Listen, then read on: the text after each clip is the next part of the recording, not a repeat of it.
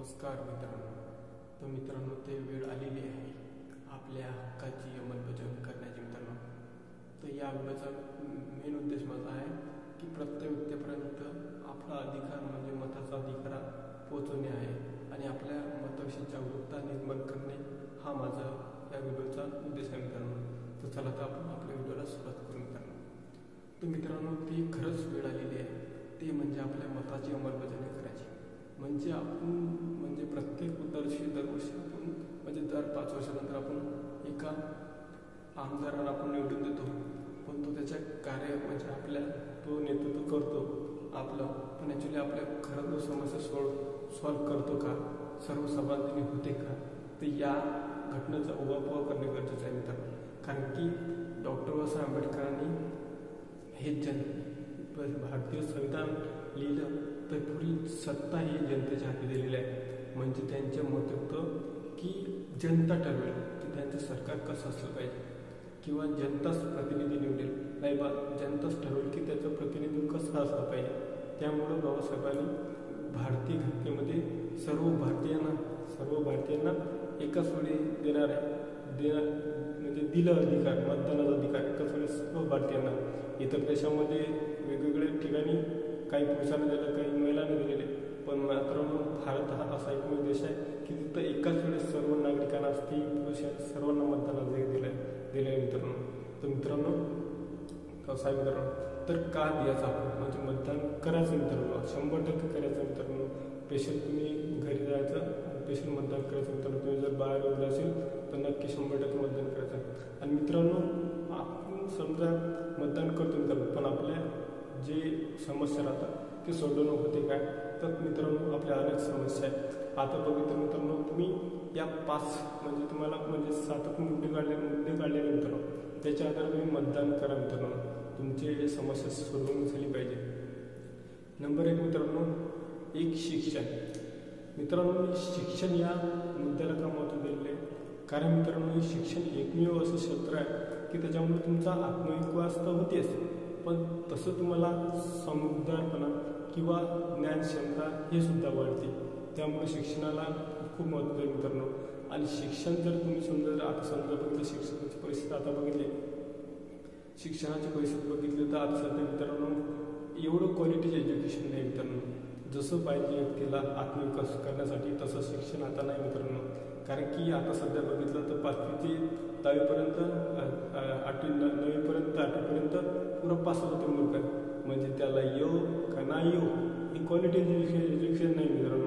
कारण की असे अनेक व्यक्ती राहतात त्यांना काही येत नाही तरी ते पास होतात. मग ते 10वीमध्ये येऊन काय करतील, मग पास होतील का ते मित्रांनो. तो जो समजा शाळेतच नाही गेला किंवा त्याला काही येतच नाही आठवीपर्यंत, मग तो 10वीमध्ये कसा पास होणार मित्रांनो. त्यामुळे शिक्षणाची लोकसंख्या घटते आणि शिक्षण म्हणून आवडच निर्माण होत नाही. त्यामुळे मित्रांनो लहानपण KG to PGपर्यंत फ्री ऑफ कॉस्ट एज्युकेशन पाहिजे मित्रांनो. त्याच्यानंतर क्वालिटी एज्युकेशन पाहिजे, म्हणजे तो विकास झाला पाहिजे, त्याला डेव्हलपमेंट शिकलं पाहिजे किंवा त्यांना आतापासून म्हणजे लहानपणापासून त्याला भगतसिंग कळलं पाहिजे.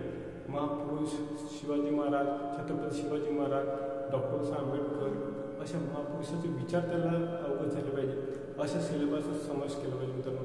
त्यामुळे त्यांचा ॲटोमॅटिकली त्यांचा म्हणजे प्रबळ क्षमता निर्माण होते मित्रांनो. त्यामुळे शिक्षण हे दिलंच पाहिजे मित्रांनो, फ्री ऑफ कॉस्टमध्ये. कमसे कम तुम्ही क्वालिटी एज्युकेशन द्या, म्हणजे कमसे कम त्यांना जागरूकता निर्माण होते मित्रांनो. ठीक आहे. तर मित्रांनो, फर्स्ट माझा पॉईंट झालेलं की शिक्षण फ्री ऑफ कॉस्ट असलं पाहिजे KG to PGपर्यंत आणि क्वालिटी पाहिजे मित्रांनो. क्वालिटी आताच्या एज्युकेशनमध्ये काहीच क्वालिटी नाही मित्रांनो.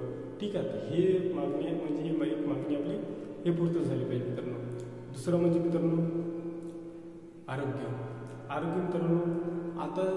आताचे सध्याची कंडिशन मित्रांनो भारताच्या कंडिशनमध्ये हॉस्पिटलमध्ये किंवा हॉस्पिटलमध्ये कोणत्या सरकारमध्ये जाणार तुम्हाला किती घाणेरडे किंवा असे म्हणजे स्वच्छता नाही मित्रांनो. आणि असं बघितलं तर तिथं म्हणजे पेशंट इकडं तिकडं म्हणजे व्यवस्था नाही, बेडची सुद्धा व्यवस्था नाही मित्रांनो.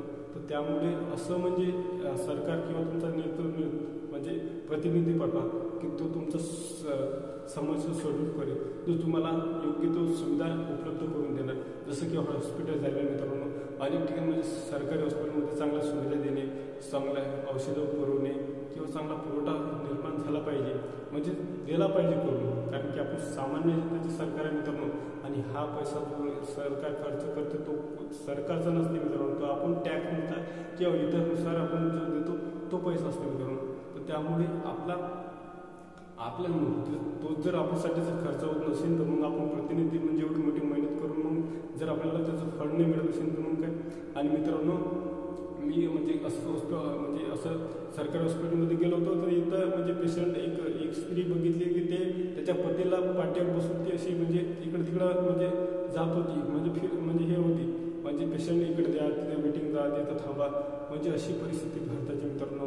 अनेक पेशंट असे खाली पसरत होते, पूर्ण गंदगी मित्रांनो. तर त्यामुळे मित्रांनो हॉस्पिटल हे फ्री ऑफ कॉस्ट असणे आवश्यक आहे मित्रांनो. आणि त्याच्यामध्ये चांगल्या सवलत औषधं पुरवणे किंवा स्वच्छता राखणे ही आता काळाची गरज आहे, कारण की आताच्या काळात काय म्हणजे आता स्वच्छता एवढं दिसत नाही मित्रांनो. ओके, तर मित्रांनो हा झाला मुद्दा. त्याच्यानंतर माझा मित्रांनो तिसरा मुद्दा म्हणजे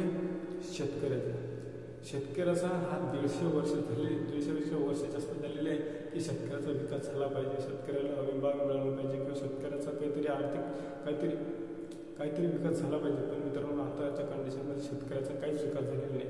कारण की मित्रांनो आता बघा, आता माझं उदाहरण घेतो मित्रांनो, जर एक कोरडवाहू आहे बरोबर आहे, म्हणजे दरवर्षी तिथं पावसाची काही चिंता म्हणजे पाऊस राहतच नाही आहे वर्षाला एक वर्षाची, आणि तिथं समजा पराठी जर पिकवली समजा, तर मित्रांनो बघा आता पराठीचा समजा भाव जास्त नाही मित्रांनो, कारण की दरवर्षीला की 6,000-8,000च्या वरती जात नाही मित्रांनो. पण त्याच्यापेक्षा खर्च एक एकर असला त्याच्यामध्ये 2 क्विंटल होते. 2 क्विंटल जर समजा त्याचा जर खर्च बघितला तर मित्रांनो 20 ते 25-30 हजार रुपये फवारणीतना ते नांगरटीपासून एवढा खर्च येते.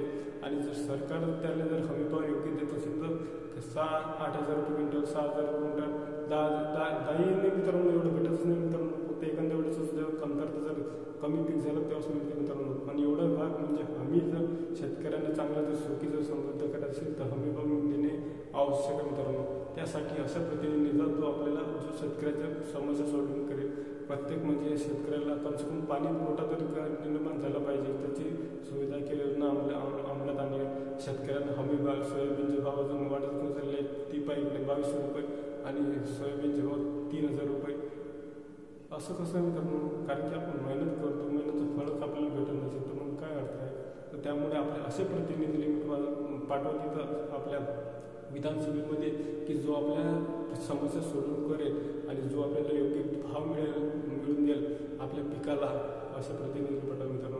कारण की आता जर परिस्थिती बघितली ना शेतकऱ्यांची तर फार म्हणजे आत्महत्याग्रस्त बघितलेलं तर यवतमाळ जिल्हा प्रसिद्ध मित्रांनो. कारण की मित्रांनो अशी परिस्थिती म्हणजे अशी बिकट परिस्थिती, तर कर्ज काढून ते पीक पिकवतात, त्याच्यामध्ये पैसा राहत नाही, आणि त्याच्यामध्ये जर पाणी पाऊस नाही राहिला तर मग कुठून येणार मित्रांनो. आणि त्याच्यामध्ये सरकार भाव नाही देते त्याला पिकाला, तर मग काय करेल मित्रांनो. मग असं शेतकऱ्यांना टेन्शन येते मित्रांनो. आणि मग काय शेवटी मग ते जीवन संपवतात. त्यांना असं वाटतं की आता मुलीचं लग्न झालेलं काय करावं, दुसरं ऑप्शन राहत मित्रांनो. त्यामुळे मित्रांनो आपला प्रतिनिधी असा मजबूत तिथं बोलला पाहिजे, तुमच्या समस्या मांडल्या पाहिजे. त्यामुळे अशा प्रतिनिधी पाठवा. त्याच्यानंतर